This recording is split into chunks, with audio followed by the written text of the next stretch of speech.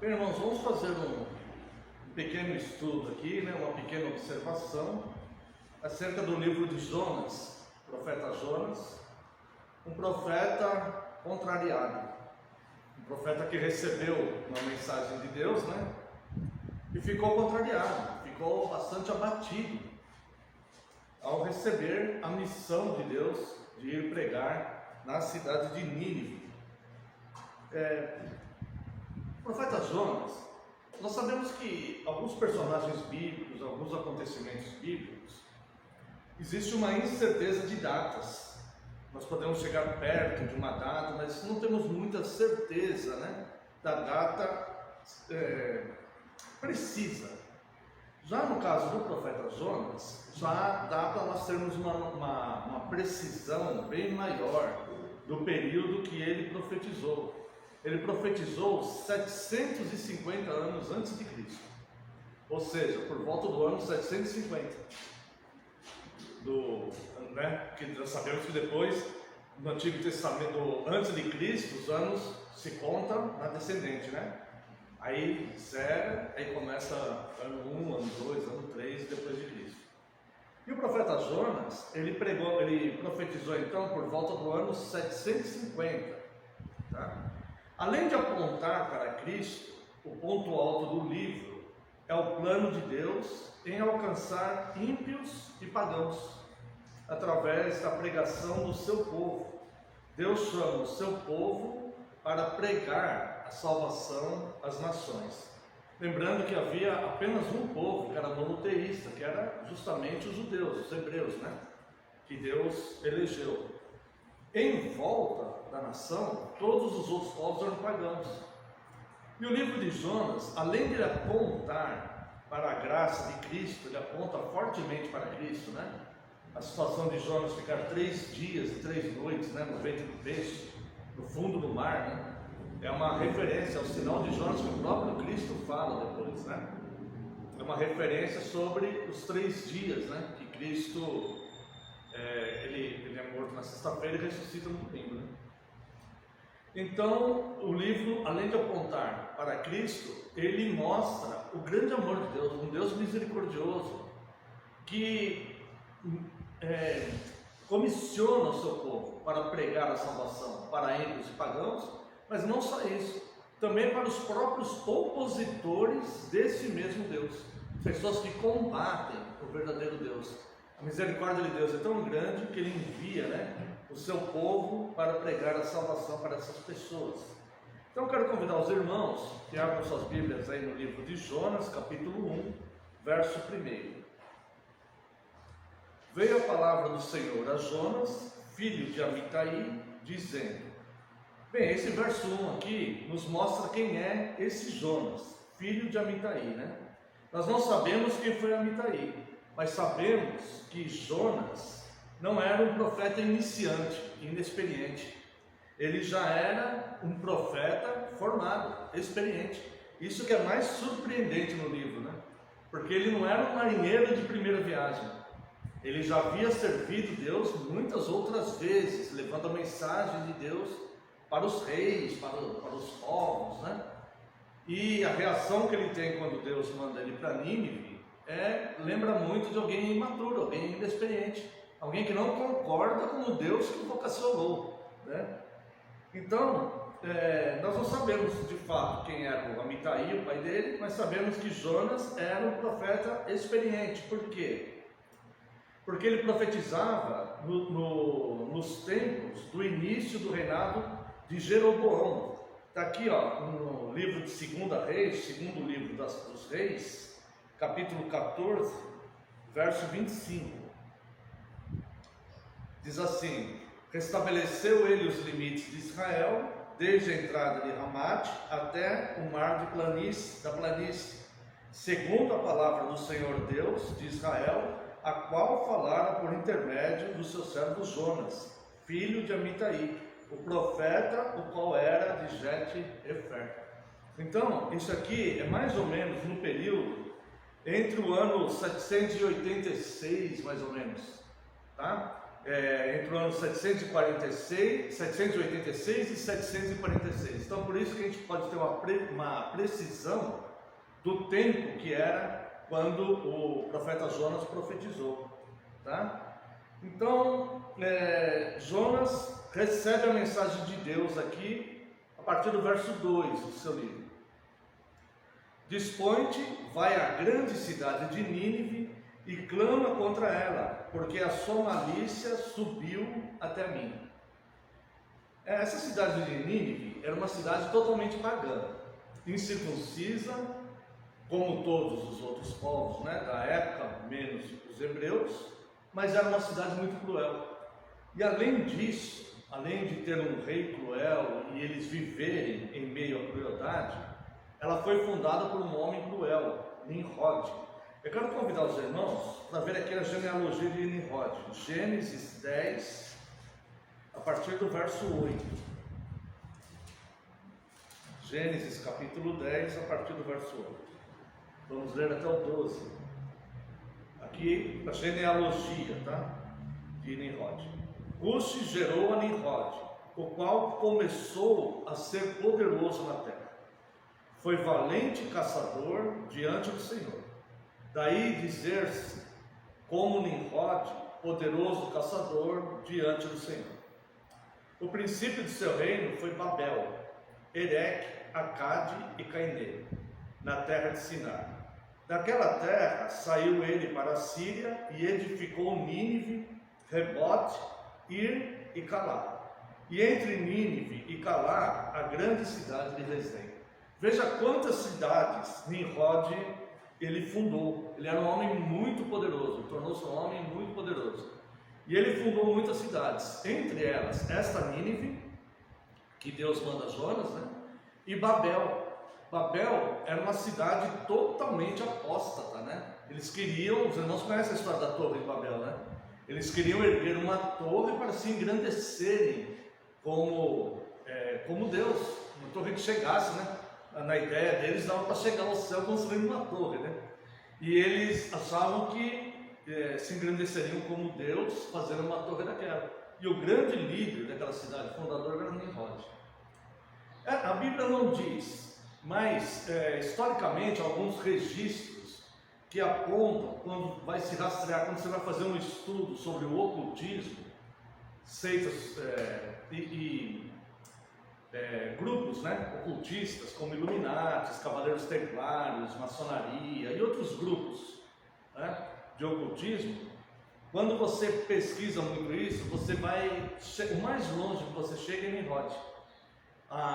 Nimrod, ele teria dado, o que temos informação é que começou com Nimrod o ocultismo, tá? Não existe uma fonte literária que aponte um outro início em outra pessoa. Nimrod, ele teria começado os cultos de ocultismo, porque segundo algumas tradições, alguns registros encontrados em algumas civilizações antigas, a mulher de Nimrod, ela acreditava que haviam espíritos em florestas, essas coisas, e ela servia esses espíritos. Então, o primeiro grande desvio de adoração começou justamente com Nimrod e a sua mulher, né?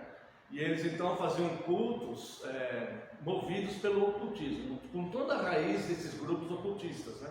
Como Rosa Cruz e outros grupos assim, tá? Então Nimrod, além de ele ser muito poderoso, era um homem forte, cruel, e tinha um peso espiritual muito grande, porque ele mexia com questões espirituais que de fato não agradavam, né, ao Deus verdadeiro, tá? E com todo esse histórico, Nínive era uma cidade que perturbava Israel, perturbava o povo de Deus. Daí o principal motivo, né, pelo qual Jonas fica tão indignado contra Deus, quando Deus manda ele para a cidade de Nínive pregar salvação ali, tá? Então, verso 2, Deus manda ele clamar em Nínive, uma cidade totalmente pagã, né? E Nimrod, então, era um homem extremamente cruel. Isto é um símbolo, claro, da misericórdia de Deus em enviar seu povo para pregar salvação a opositores do próprio Deus. Isso sim é uma grande misericórdia.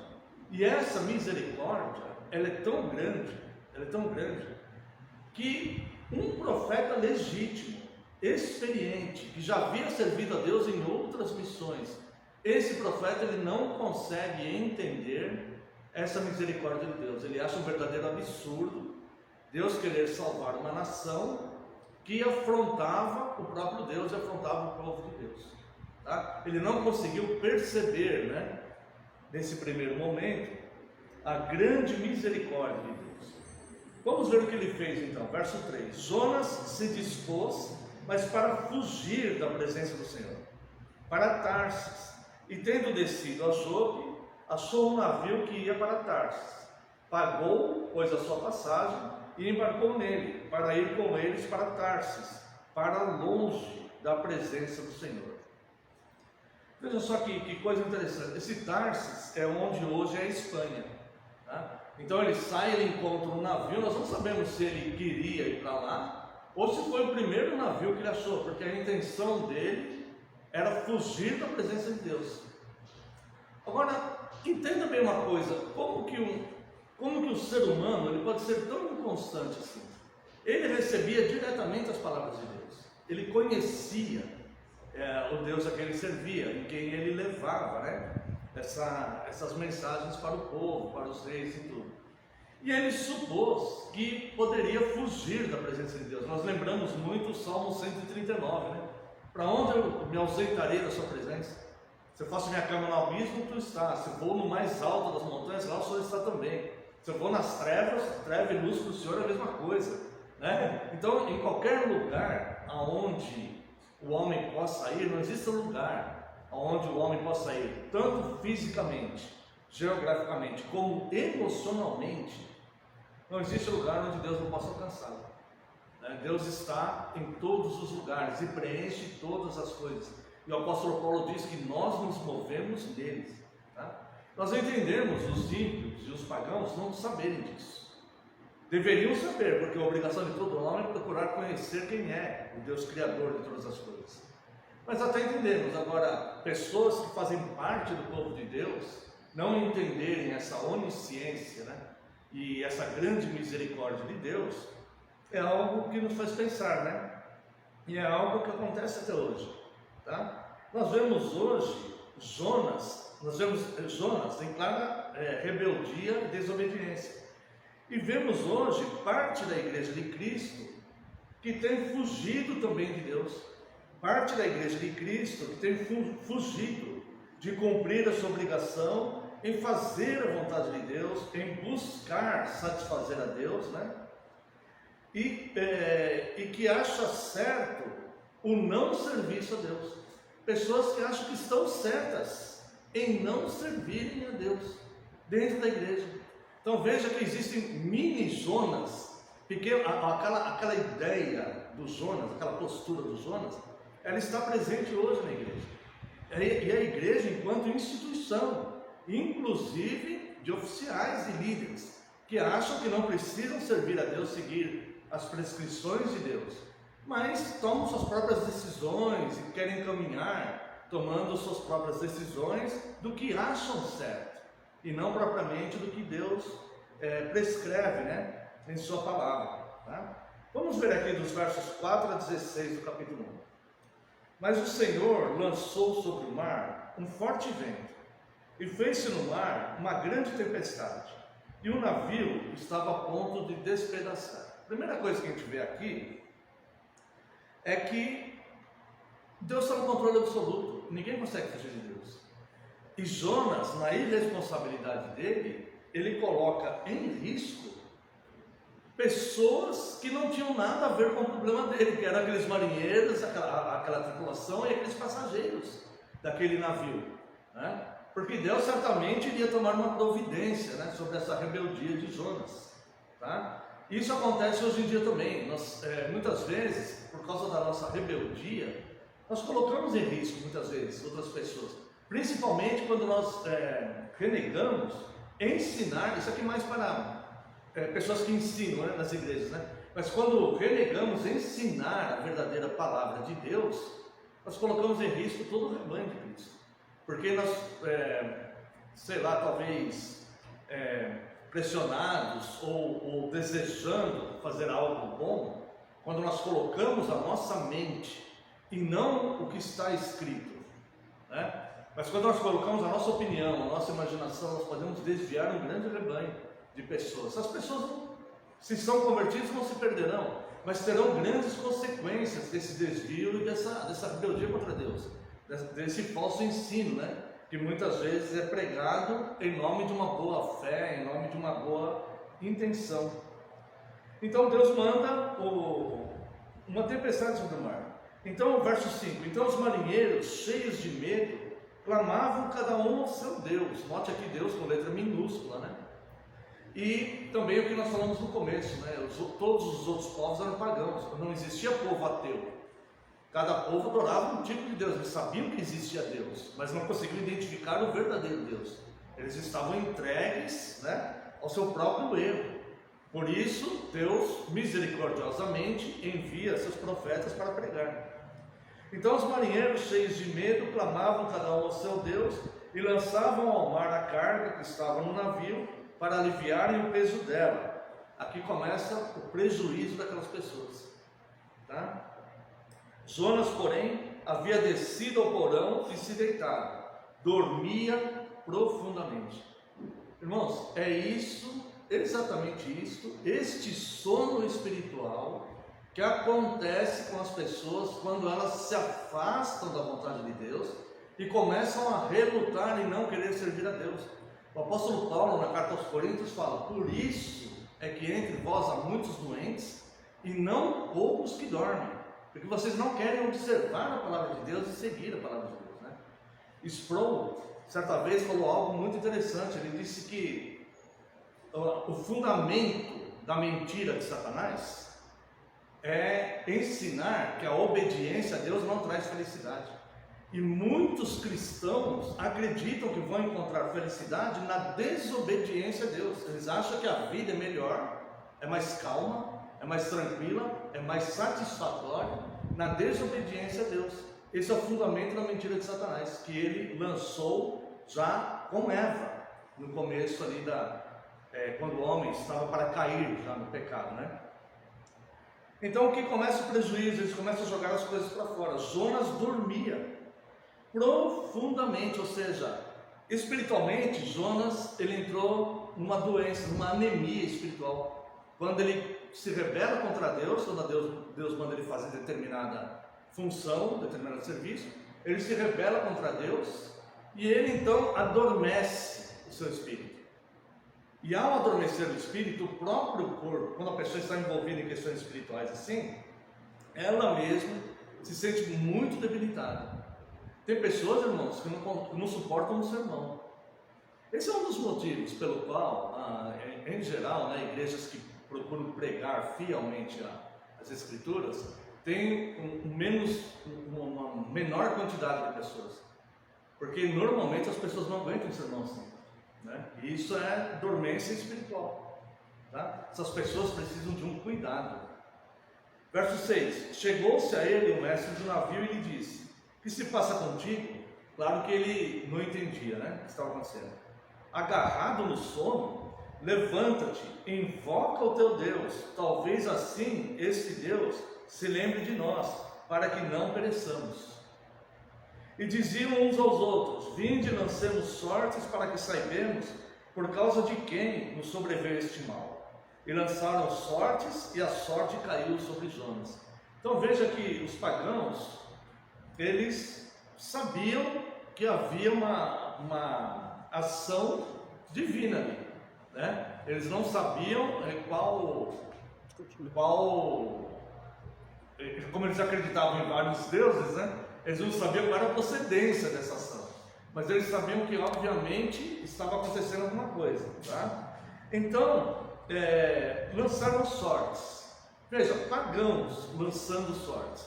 Nós vimos que quando os apóstolos queriam chamar, os apóstolos de Cristo, quando eles queriam chamar um outro para compor o ministério, eles lançaram sortes e o Espírito Santo apontou. Ali eram cristãos, apóstolos. Aqui eram pagãos, e eles lançaram a sorte, e a sorte caiu justamente sobre Jonas, ou seja, Deus também mostrando ali. Deus manda. Exatamente, né? Então Deus, Ele opera também aonde, não que nós devemos seguir os pagãos, né? Mas Deus, para cumprir os seus propósitos, tudo pertence a Ele, todas as coisas são dele, né? E aqui então a sorte cai sobre Jonas, justamente sobre Jonas, né? Que é de fato uma operação de Deus ali. Então lhe disseram, verso 8: declara-nos agora por causa de quem nos sobreveio este mal. Que ocupação é a tua? De onde vens? Qual a tua terra? E de que povo és tu? Ele lhes respondeu: sou hebreu e temo ao Senhor, o Deus do céu, que fez o mar e a terra. Aqui é a primeira vez que Deus, aqui vai aparecer com letra maiúscula, né? Desde que eles estão no navio, todas as vezes que se refere a um Deus, letra minúscula. Aqui ele fala do Deus verdadeiro, o Deus que fez o mar e a terra. Então os homens ficaram possuídos de grande temor e lhe disseram: que é isto que fizeste? Pois sabiam os homens que ele fugia da presença do Senhor, porque ele o havia declarado. Disseram-lhe: que te faremos para que o mar se nos acalme? Porque o mar se ia se tornando cada vez mais tempestuoso. Olha a resposta dos Jonas. Respondeu-lhes: tomai-me e lançai-me ao mar, e o mar se aquietará. Veja que Jonas sabia que Deus havia mandado essa tempestade por causa dele. E Jonas, então, ele não fala para aqueles caras: não, vou morrer, já que eu vou morrer aqui, nessa tempestade, vamos morrer todos juntos. Jonas, ele não fala isso, ele sabia que ele era o causador daquele mal, né? Mal de adversidade, né? Que estava acontecendo com aquele navio. Então ele mesmo fala para aqueles homens: me lança no mar, porque quando vocês me lançarem no mar, essa tempestade vai acalmar. Porque Deus, a questão é comigo, não é com vocês. Olha só que coisa interessante, né? Você vê que um homem que conhecia Deus, experiente na pregação, sabia o agir de Deus, mas ele deixou o seu pensamento dominar tanto que ele tentou fugir da presença de Deus. Ele ficou tão indignado que para ele era um absurdo ter que pregar por uma nação que afrontava o povo dele e afrontava o Deus dele. Mesmo o Deus dele mandando ele ir pregar para aquela nação. Ou seja, ele colocou o pensamento dele, a inquietação dele, né? A emoção dele acima da misericórdia de Deus. Então ele cegou os olhos. Irmãos, é possível nós, como convertidos, muitas vezes colocar a nossa vontade acima de Deus e nos cegar por isso, e cegar os nossos olhos, nosso espírito, e nós passarmos por esse sono profundo que Jonas passou. É possível isso acontecer.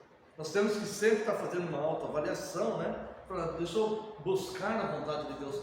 Nós devemos começar com as mínimas coisas, né? E começarmos a servir a Deus e ir construindo isso aos poucos. Ninguém consegue construir uma casa pelo telhado, né? Então nós precisamos ir fundamentando aos poucos a nossa vida espiritual, mesmo se nós já somos convertidos há muitos anos. Mesmo assim, quando nós estamos em situações assim de fraqueza espiritual, nós devemos fazer isso. Nós temos esse dever diante de Deus de fazer isso. Então Jonas fala isso para aqueles marinheiros: me joga no mar. Verso 13: entretanto os homens remavam, esforçando-se para alcançar a terra, mas não podiam, porquanto o mar se ia tornando cada vez mais tempestuoso contra eles. Aqueles homens ainda tentaram, falaram assim: não, né? Vamos tentar, gente, mas pelo braço, pela força humana, ninguém consegue impedir Deus. A palavra diz: agindo Deus, quem impedirá? Né? Então, mas eles estavam lá tentando com esforço humano. Quantos de nós ora pouco, lê pouco a Bíblia e tenta com esforço humano conquistar as coisas? Porque as adversidades, as tempestades às vezes são muito fortes. E nós ficamos pressionados por causa de família, por causa de contas a pagar, ou qualquer outra situação que pressione o ser humano. E muitas vezes então nós deixamos a nossa devocional, nós vamos esfriando na fé e começamos a lutar com o nosso próprio braço. Mas Deus é o Senhor das tempestades, né? E é Deus que pode acalmar os ventos e a tempestade. Então nós devemos o quê? Buscar a Deus, mesmo se estivermos pressionados, mesmo se a tempestade está aumentando, né? Nós devemos buscar a Deus para tentar encontrar nele as nossas soluções. Verso 14: Então clamaram ao Senhor e disseram: Senhor, rogamos-te que não pereçamos por causa da vida deste homem. Aqui provavelmente é a primeira vez que eles oram para o Deus verdadeiro. Eram pagãos, o tempo todo falando sobre deuses, né, deles aqui com letra minúscula. De repente Jonas revela para eles quem é o Deus que está movendo aquela tempestade. Eles temem, e então, provavelmente aqui nesse verso 14, é a primeira vez que aqueles homens fazem uma oração ao Deus verdadeiro. Então eles oram. Então clamaram ao Senhor e disseram: Senhor, rogamos-te que não pereçamos por causa da vida deste homem, e não faças cair sobre nós esse sangue, quanto a nós inocentes, porque tu, Senhor, fizeste como te aprouve. E levantaram as Jonas e o lançaram ao mar, e cessou o mar da sua fúria. Então veja que eles entenderam que o próprio Jonas revelou para eles sobre Deus. Eles tentaram ainda, até para salvar a vida deles e do Jonas, tentaram ainda com a força do braço, viram que era impossível, e resolveram então clamar a Deus, ao Deus verdadeiro. Falaram: olha, pedimos que nós não pereçamos, pedimos pela nossa vida, e pedimos também que não nos lance sobre nós o sangue deste homem que nós vamos jogar ele no mar. Não lance o sangue dele sobre nós, para nós ele é inocente, mas a pendência dele é com o Senhor.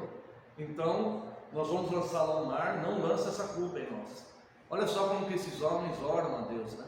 E eles lançam Jonas, e é como se Deus falasse: não, vocês vão preservar, porque o problema é ele, não é vocês não, né? Então Deus ali preserva pagãos que provavelmente se converteram ao Deus verdadeiro, né? Provavelmente aqueles homens daquele navio viram que existe um Deus de fato poderoso, né?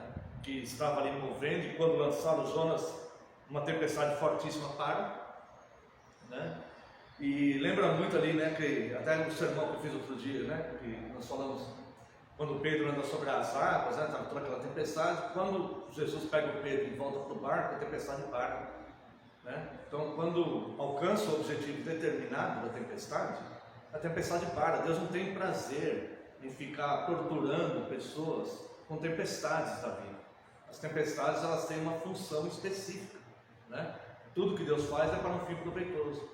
Então, quando aqueles homens entendem o que está acontecendo, né, eles clamam a Deus, e aí eles lançam Jonas no mar, e a tempestade de fato acaba na hora, como o próprio Jonas revelou para eles.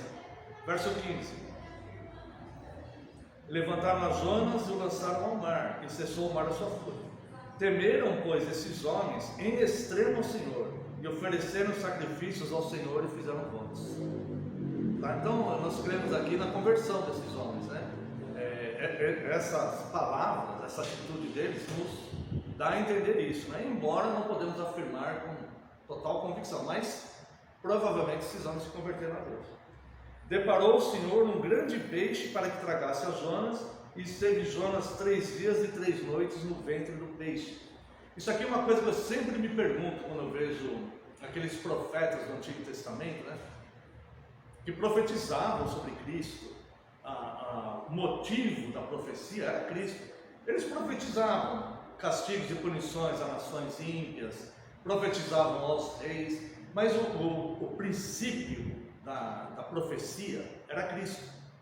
Por isso que João Batista, ele foi o último profeta, né? Cristo fala: as profecias vigoraram até João, né? A lei e as profecias vigoraram até João. João, ele viu o motivo da profecia, ele tocou no motivo da profecia, ele conversou com o motivo da profecia, ele batizou o motivo da profecia. Não há mais por que tentar dizer: não, Jesus falou aquilo, mas não é aquilo que Jesus falou, né? Jesus não foi isso que ele quis dizer. Não tem por que fazer isso, porque João Batista viu o motivo da profecia dos profetas do Antigo Testamento, né? E Jesus fala: as profecias vigoraram até João Batista, né?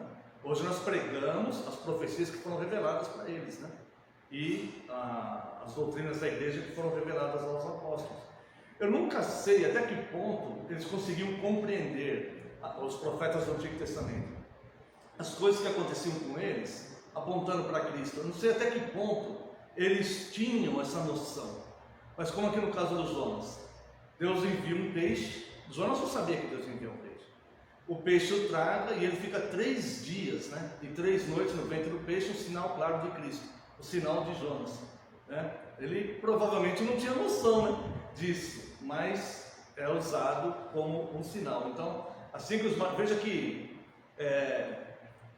o desejo do homem, né, as atitudes do homem, Deus sempre vai controlar as coisas e isso vai ser encaixado no propósito de Deus. Para o homem tudo é fortuito, né? É como se o homem tivesse todo o poder de decisão do mundo, mas ele não consegue sair da soberania de Deus, e graças a Deus por isso, senão seria um verdadeiro caos, né? Pior do que já é, porque Deus usa o caos existente, mas Deus está no controle desse caos. Se Deus não tivesse no controle, o controle fosse do homem, garanto, irmãos, que seria muito pior, talvez nem a humanidade existisse mais. Então nós vemos aqui que Deus agita o mar da vida, Jonas reconhece que ele é o causador da ação de Deus, o agir de Deus é perfeito, e aqueles homens que estavam no barco passam a temer o Senhor. E o verso 17 mostra a cristologia do livro, né? Deparou o Senhor um grande peixe para que tragasse a Jonas, e esteve 3 dias e 3 noites no ventre do peixe. Quero convidar os irmãos para a leitura aqui de Lucas, capítulo 11, verso 29.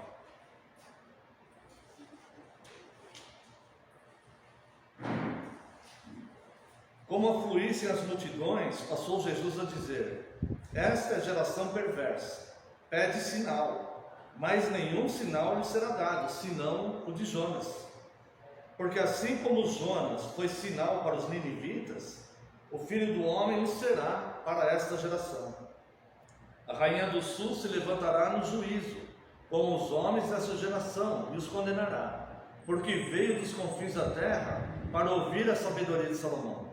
E eis aqui está quem é maior do que Salomão. Ninivitas se levantarão no juízo com essa geração e a condenarão, porque se arrependeram com a pregação de Jonas. Eis aqui está quem é maior do que Jonas. Olha só que coisa interessante, né? Então, ninivitas se levantarão no juízo contra aquela geração que estava vendo o próprio Cristo ali, pessoalmente, mas não acreditavam nele, porque eles creram na pregação de Jonas. Eles creram na pregação de Jonas, que Deus usou Jonas como sinal sobre Cristo, né? O verso 17 é a principal cristologia do livro de Jonas. Olha só o que Cristo fala. Então esses ninivitas, em juízo, eles testemunharão contra aquela geração que estava diante do próprio Cristo, porque eles só viram um sinal e creram na profecia do Jonas. Aqueles que estavam diante do próprio Cristo não creram nele. Então, veja que coisa espetacular, né? No capítulo 2, do versos 1 a 10, não vai dar tempo para a gente ler, né? Vem aqui a oração de Jonas, né? Então, Jonas, do ventre do peixe, orou ao Senhor. Depois os irmãos leiam essa oração do capítulo 2, que ela é lindíssima.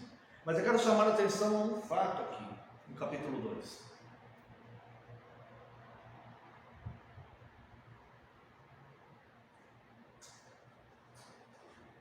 Jonas, ele orou com tanta fé no ventre daquele peixe, que as palavras dele é como se Deus já tivesse feito a salvação, né? Veja aqui o verso 9.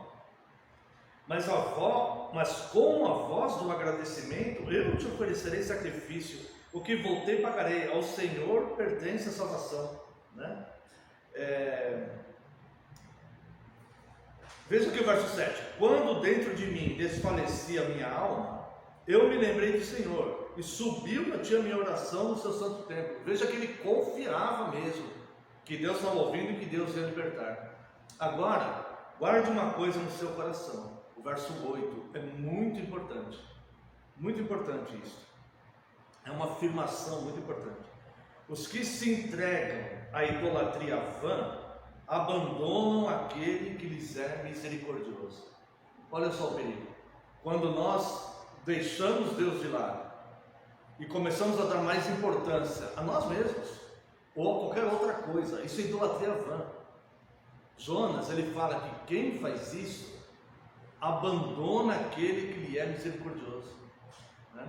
Então Jonas, ele está falando sobre si próprio, um testemunho. Ele fez: eu abandonei aquele que me era, eu estava fugindo da presença de Deus, eu abandonei aquele que me era misericordioso, né? E fui lançado ao mar por homens, por marinheiros, e um peixe me engoliu. Então, se você pegar pelos olhos humanos, né, além da ação humana daqueles homens jogarem no mar, ainda uma ação da natureza, né? Ele foi engolido por um grande peixe. Obviamente Deus estava no controle de todas essas coisas, tá? No capítulo 3, dos versos de 1 a 4, veio a palavra do Senhor segunda vez a Jonas, dizendo: dispõe-te, porque aqui o peixe já havia, né, quando ele ora, né? Verso 10 do capítulo 2: falou, pois, o Senhor ao peixe, e este vomitou Jonas na terra. Então Deus enviou o peixe para tragar. Veja que os peixes, a natureza, os animais, eles obedecem o que Deus manda também. Não há nada que não obedeça a ordem de Deus, né?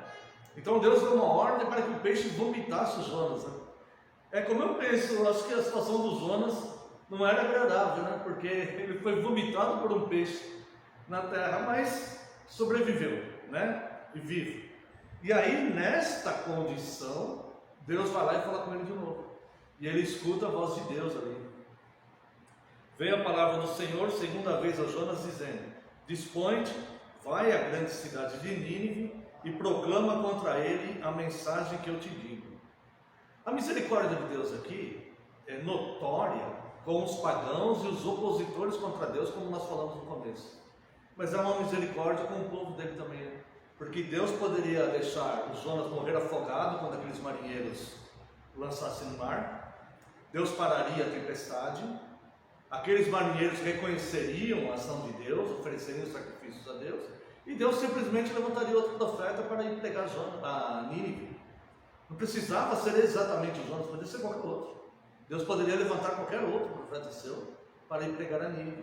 Então nós vemos aqui a misericórdia de Deus não só com a nação pagã, mas a misericórdia de Deus também com o povo, aquele membro do povo de Deus que tentou fugir, que caiu no sono espiritual, né? E que teve que passar todas essas situações aí. Então, quando Deus manda ele realizar aquilo que ele não tinha feito, na verdade é misericórdia de Deus, porque Jesus fala: se rejeitarem, das pedras Deus suscita filhos de Abraão, né? Então nós não somos insubstituíveis no reino de Deus, né? Se eu rejeitar pastorear esta igreja, Deus simplesmente levanta outro, né? Porque todos pertencem a Deus. Então nós não somos insubstituíveis no reino de Deus, né? Então isso é misericórdia de Deus, e Deus manteve o Jonas. Então, se Deus está nos mantendo nesta obra, é misericórdia de Deus. Glória a Deus por isso, né? Vamos fazer a nossa parte. Verso 3: levantou-se, pois, Jonas e foi a Nínive, segundo a palavra do Senhor. Ora, Nínive era cidade muito importante diante de Deus, e de 3 dias para percorrê-la. Começou Jonas a percorrer a cidade a caminho de um dia, e pregava e dizia: ainda 40 dias e Nínive será subvertida. Então Deus demonstra misericórdia com a cidade pagã e demonstra misericórdia também com o profeta dele, certo? E permite, dá o privilégio para ele de cumprir a missão que Deus havia dado para ele. Deus poderia ter impedido ele: então você não vai mais, não vai ser mais você, agora vai ser outro. Deus poderia ter feito isso. Quando Moisés vai reclamar com Deus, fala: Senhor, acaso eu tenho gado para dar para todo mundo? Acaso eu sou responsável por toda essa multidão? Acaso eu tenho carne, onde pode dar carne para todas essas pessoas, né? Eu não consigo fazer isso sozinho. Deus fala: então tá bom. Então levanta 70 homens que você acha aí que são capacitados para a obra, para te ajudar. Levanta 70. E ele levantou 70. Então manda os 70 vir aqui tal hora. Quando vai os 70, até que Josué estava, 2 estavam atrasados, Josué era garoto, Josué que vai correr para chamar: vocês estão atrasados, né? Josué mal sabia que ele ia substituir o Moisés, vamos dizer assim, na liderança do povo. Josué era garoto ali. Aí aí esses dois atrasados vão também, chegam os 70 lá, e sabe o que Deus faz? Falou assim: Moisés, do Espírito que eu te dei, para libertar esse povo, da porção do Espírito que eu te dei, para libertar esse povo, eu vou dividir entre vocês esses outros 70. Quem faz a obra é o Espírito de Deus.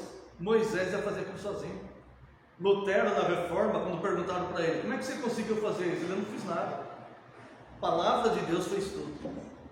E Moisés, então, ele poderia fazer aquela obra que Deus mandou ele para fazer. Mas Deus ainda tem misericórdia dele e mostra agora. Então chama mais 70. 70 tá bom? Chama 70 para te ajudar.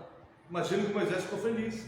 Chamou 70, Deus tirou da porção do Espírito que tinha dado para ele. Ou seja, Deus já tinha capacitado ele para fazer aquilo sozinho. Mas tirou daquela porção e dividiu, né? Então Deus poderia fazer isso aqui com Jonas também. Mas Deus falou assim: não, vai você.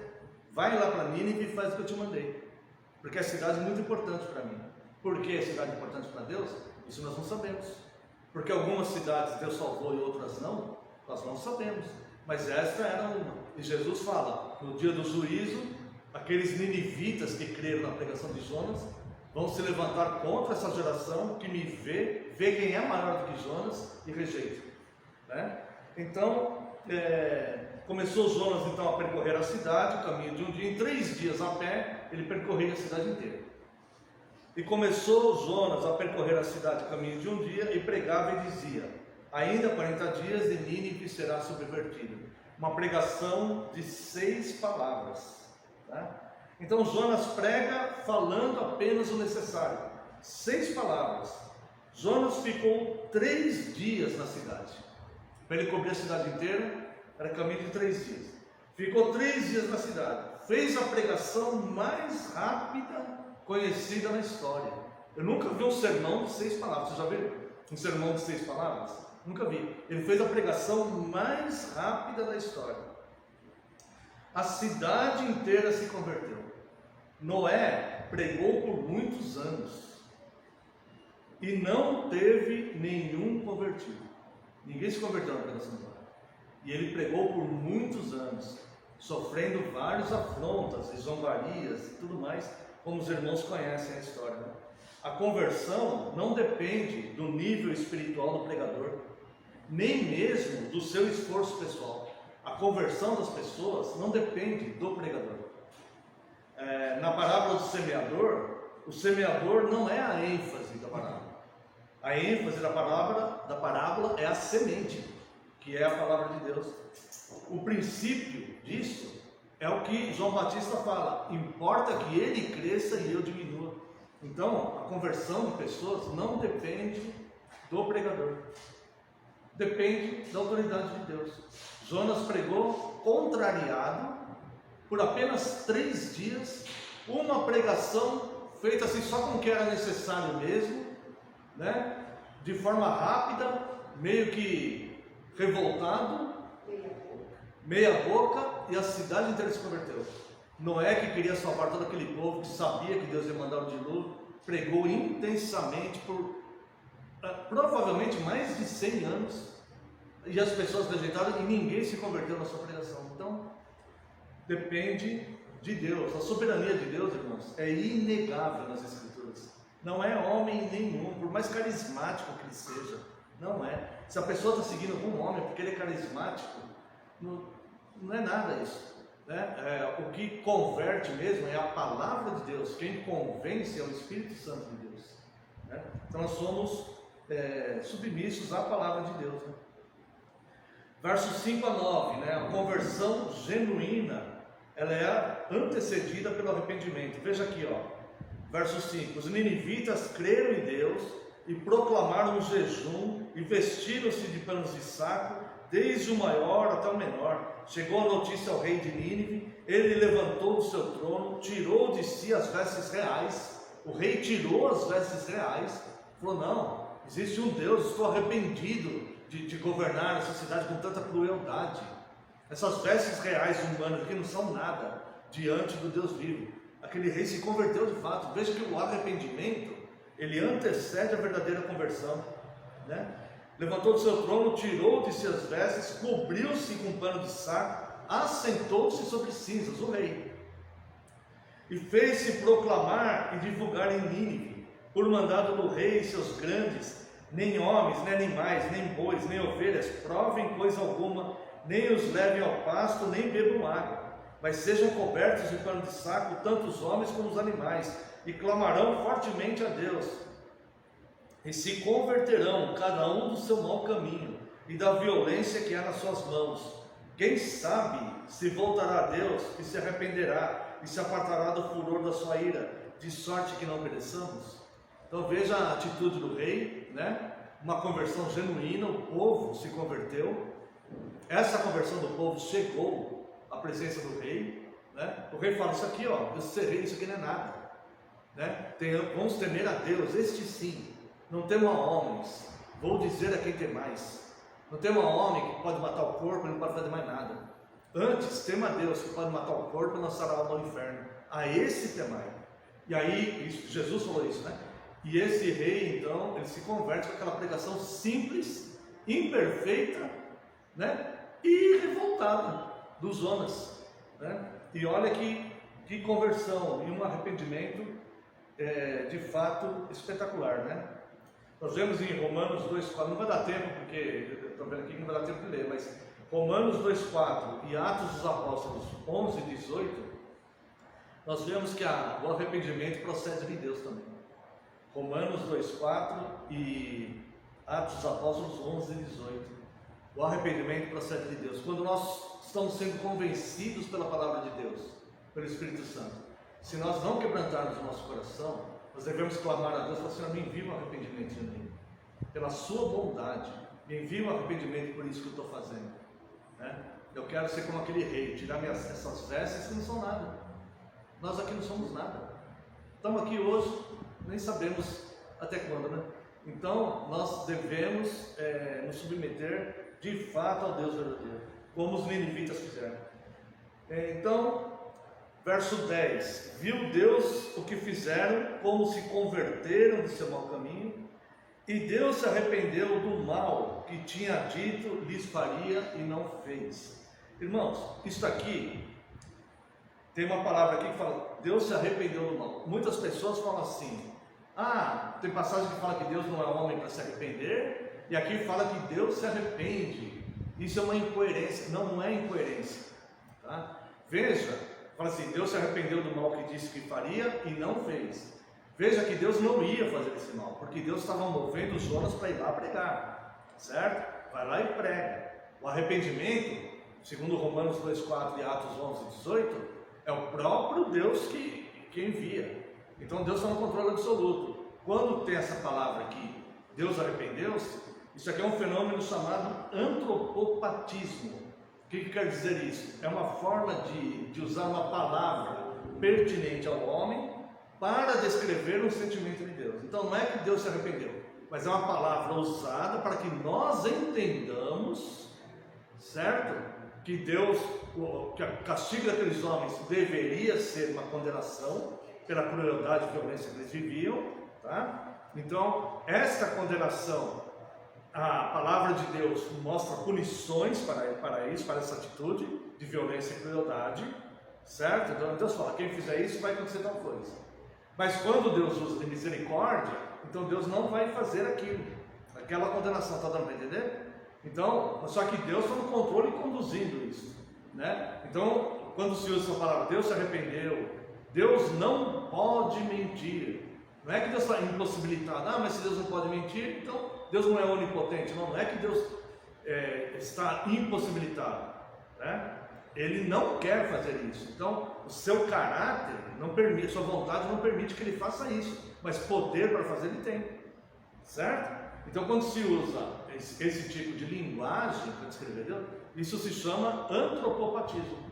É a mesma coisa quando a gente vai falar com uma criança muito pequenininha, que ela tem que comer o alimento, né? Fala assim: come esse papá para você ficar fortinho, para você não ficar doente, né? Fala assim. Você não vai falar para a pessoa linguagens técnicas, para a criança de 3 anos, linguagens técnicas da química, que os nutricionistas usam ali e tal, para explicar para ela, que ela não vai entender nada, né? Então, sobre o caráter caráter de Deus que excede, né, os atributos de Deus que excedem muito o nosso raciocínio, às vezes a linguagem tem que ser assim para a gente entender, tá? Então, quando se usa imagem de animais, é antropoformismo, ou imagens de homens, imagens de animais, para descrever algo da divindade, antropoformismo. E quando se usa termos morais para descrever alguma coisa, mas sentimentos humanos, né? Quando é atribuído a Deus para que nós possamos entender, aí é antropopatismo, tá? Ficamos com dúvida aqui? Não? Então não há uma contradição, né? Deus está no controle de fato de todas essas coisas, tá? Então é uma linguagem humana para explicar um sentimento divino. Capítulo 4, versos de 1 a 5, Jonas obedeceu, mas torcia para a cidade não se converter. Veja aqui, ó, verso 4, capítulo 4, verso 1. Com isso desgostou-se Jonas extremamente e ficou irado. Veja só, a cidade se converteu, 120 mil habitantes na cidade, o rei se converteu e o pregador ficou irado porque todo mundo se converteu com a pregação dele. Ele ficou bravo porque todo mundo se converteu. Com isso desgostou-se Jonas extremamente e ficou irado. E orou ao Senhor e disse: Senhor, não foi isso o que eu disse, estando ainda na minha terra? Por isso me adiantei fugindo de ti fugindo para Tarsis, pois sabia que és Deus clemente e misericordioso, e tardio em irar-se, e grande em benignidade, e que te arrependes do mal. Peço-te, pois, ó Senhor, tira-me a vida, porque melhor me é morrer do que viver. E disse o Senhor: é razoável essa tua ira? Então Jonas saiu da cidade e se assentou ao oriente da mesma, e ali fez uma enramada e repousou debaixo dela, à sombra, até ver o que acontecia à cidade. Então é interessante, né? Porque ele ficou tão revoltado de ter pregado lá e ficou torcendo, né, para as pessoas não se arrependerem, né? E ele está tão angustiado com isso. Isso aí para Jonas realmente está afetando muito ele, que ele chega ao ponto de pedir para Deus tirar a vida dele. E Deus vai assim, tipo, trazendo ele a consciência, tendo paciência, tendo amor com ele. E Deus fala para ele: Jonas, é razoável esse teu pensamento? É razoável essa tua inquietação? Parece uma criança birrenta, né? Mimadinha, fazendo birra, né? Ele fala assim: é razoável isso? Essa tua postura é razoável? Né? E ele fala: tira a minha vida. Dramático, né? Me tira a vida, dá porque eu não suporto isso. Mas ele estava falando de fato, de verdade, né? Então o que nós vemos aqui? Ele realmente conhecia Deus e era um profeta experiente, sabia que Deus era misericordioso, tardio em irar-se, ia se arrepender do mal, ia perdoar aqueles homens, e Jonas não queria que aqueles homens fossem salvos. Sentimento humano, como dizem aí, né? Sentimento humano purinho, né? Quando na verdade ele tinha que falar: Senhor, o Senhor eu sou mau, se eu fosse o Senhor, eu não salvaria essa cidade. Mas o Senhor é realmente um Deus formidável, né? Ele tinha que contemplar Deus por isso, né? Mas ele obedeceu, né? Depois de toda a experiência que ele teve, ele obedeceu a Deus, mas torcendo para não dar certo, e falou: olha, Senhor, tira a minha vida, porque sinceramente eu ainda fui usado para salvar essas pessoas que eu detesto, que por mim essas pessoas iam padecer no inferno a eternidade inteira, e o Senhor ainda me usou para salvar essas pessoas. Eu estou indignado com isso. Mais ou menos isso a posição dos homens, um sentimento humano, né? E Deus ali, com muita paciência, cuidando dele. Aí ele plantou aquela plantinha ali, ficou lá na sombra, olhando e torcendo contra, né? Estava lá torcendo. E aí então, dos versos 6 a 11, acontece o diálogo entre a perfeição da vontade de Deus e a incoerente postura humana, cheia de caprichos e vaidades. Veja aqui verso 6. Então fez o Senhor Deus nascer uma planta, que ele tinha feito uma rama, né? Para ele ficar na sombra. Deus fez nascer uma planta que subiu por cima de Jonas, para que fizesse sombra sobre a sua cabeça, a fim de o livrar do seu desconforto. Jonas, pois, se alegrou em extremo por causa da planta. Jonas ficou feliz com um bem simples que Deus fez para ele. Um bem simples, uma planta para dar sombra para ele. Jonas se alegrou e ficou triste com um bem muito maior que Deus fez, salvando 120 pessoas de uma condenação eterna, né? Então Deus está ensinando Jonas aqui com o negócio da planta. Aí Deus faz uma planta, dá uma sombra, o Jonas fica super feliz. Obrigado, Senhor, agora eu gostei. Dessa eu gostei, né? Mas Deus, no dia seguinte, ao subir a alva, enviou um verme, o qual feriu a planta e esta secou, né? Eu fiz uma pesquisa uma vez sobre isso aqui. Existe de fato um verme, não sei como que ele devora a planta, ele devora a raiz da planta e ela murcha rapidinho, tá? Mas eu não sou especialista em botânica nem em biologia, né? Então não vou comentar, eu deveria ter relido isso, mas eu acabei esquecendo. Verso 8: em nascendo o sol, Deus mandou um vento calmoso oriental. O sol bateu na cabeça de Jonas, de maneira que desfalecia, pelo que pediu para si a morte, dizendo: melhor me é morrer do que viver, né? Então, o Senhor me deu a planta, o Senhor tirou a planta, e aquelas pessoas todas se converteram, e eu não quero mais viver, e eu estou totalmente contrariado, e eu não quero mais. Assim, tipo, uma insatisfação muito grande com algo bom, né? Não conseguiu ver, né? Então perguntou Deus a Jonas: é razoável essa tua ira por causa da planta? Ele respondeu: é razoável a minha ira até a morte. Olha que turrão, né? É razoável a minha ira até a morte. Esse é teimoso, né? Aí Deus então dá lição para ele, né? Tornou o Senhor: tens compaixão da planta, que não te custou o trabalho, a qual não fizeste crescer, que numa noite nasceu e numa noite pereceu. Eu não hei de ter compaixão da grande cidade de Nínive, que há mais de 120 mil pessoas, que não sabem discernir a mão direita da mão esquerda, e também muitos animais? Tipo assim, a planta que você não plantou, que não é tua, não foi você que fez, não pertence a você. Você teve compaixão dela e está pedindo a morte, porque ela não está mais aí para... Agora, aquelas pessoas são minhas, aqueles animais foi eu que criei, aqueles homens, aquelas mulheres que vivem naquela cidade, são meus. Eles não estão vendo entre o bem e o mal, eles não conseguem discernir, eles são violentos e cruéis, porque eles não sabem discernir, eles não conseguem discernir a mão direita da mão esquerda, eles estão perdidos em trevas e em enganos. Você teve misericórdia da planta, eu não teria misericórdia dessas pessoas? É razoável a tua postura, né? Que comparação há entre uma postura humana cheia de vaidades, né? Contrariado por caprichos, né? E a postura de Deus em amar misericordiosamente pecadores a que Ele salvou, inclusive entre eles nós e os homens. Não só Nínive, nós e os homens somos pecadores que Deus amou, teve misericórdia, nos perdoou, né? E nos salvou. Então Deus ensina isso para Jonas, né? Então nós vemos aqui Jonas, quando o diálogo mostra, né, essa diferença de postura, né, postura do homem, postura de Deus, né? Então o livro de Jonas nos mostra o amor de Deus, nos aponta a Cristo e nos faz ver como a vontade do homem é incoerente, enganosa e ineficaz para que as coisas certas prevaleçam. Vemos a soberania de Deus em conduzir a história com justiça, misericórdia, graça e muito amor.